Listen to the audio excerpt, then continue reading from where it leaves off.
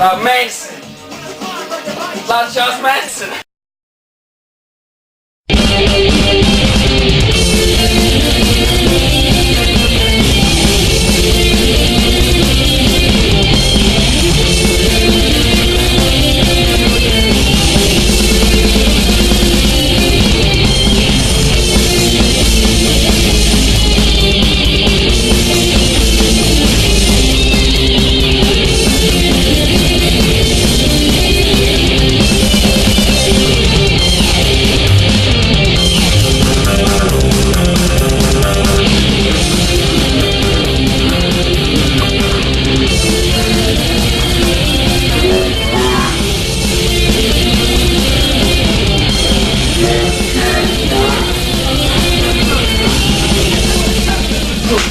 Don't make me at the motherfucking floor!